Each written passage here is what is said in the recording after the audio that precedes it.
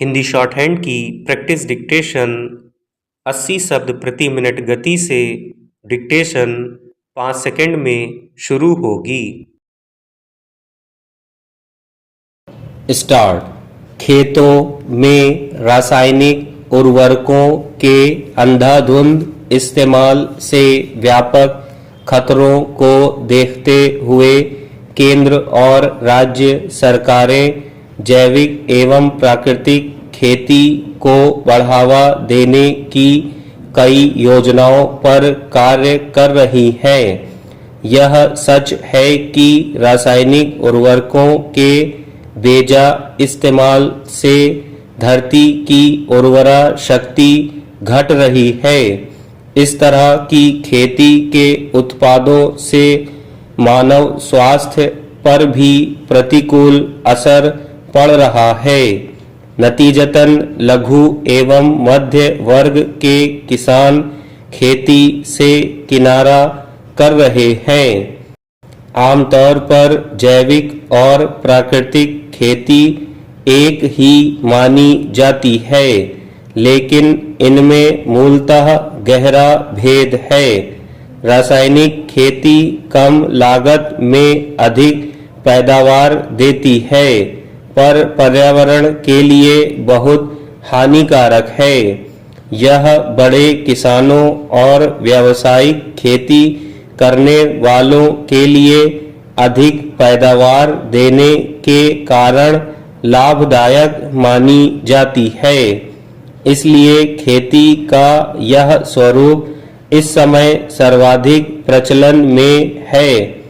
वहीं जैविक खेती कहने को पर्यावरण और मानव स्वास्थ्य के अनुकूल है, मगर इसमें लागत बहुत अधिक है। इसलिए मध्यम और छोटे किसान इसे अपनाने से कतराते हैं।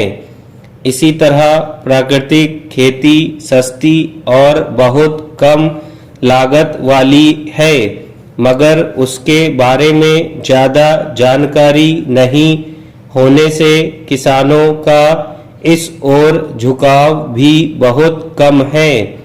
प्राकृतिक खेती और जैविक खेती दोनों ही रसायन मुक्त कृषि पद्धतियां हैं, मगर दोनों के सिद्धांतों और तौर तरीकों पर बात की जाए तो भारतीय दृष्टि से जैविक खेती दीर्घकाल के लिए अपनी अधिक लागत के कारण ही नहीं, बल्कि मिट्टी की उर्वरा शक्ति और पशुधन उत्पादों के अधिकतम दोहन के कारण हानिकारक भी है।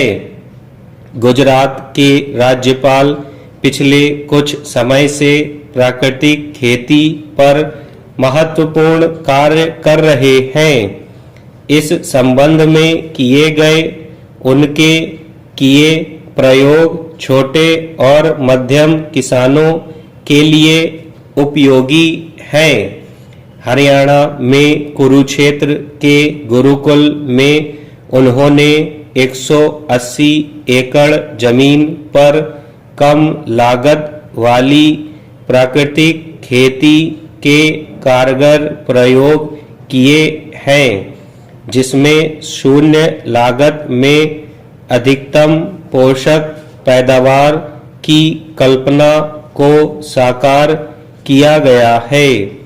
प्राकृतिक खेती की पद्धति इसलिए भी महत्वपूर्ण है कि वह प्रकृति से जुड़े सिद्धांतों का अनुसरण करती है।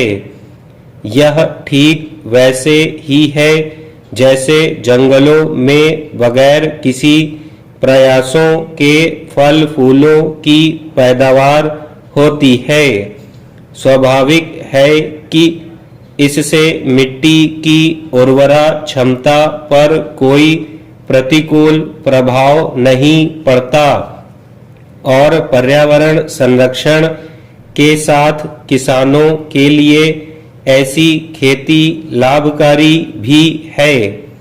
जैविक खेती के भारत में अव्यावहारिक होने के कई कारण हैं, जिनमें खाद के लिए विदेशी केंचुओं का प्रयोग, यूरिया, डीएपी और कीटनाशकों की बहुत अधिक लागत तथा भारतीय जलवायु में इसके दीर्घकालिक हानिकारक प्रभाव शामिल हैं।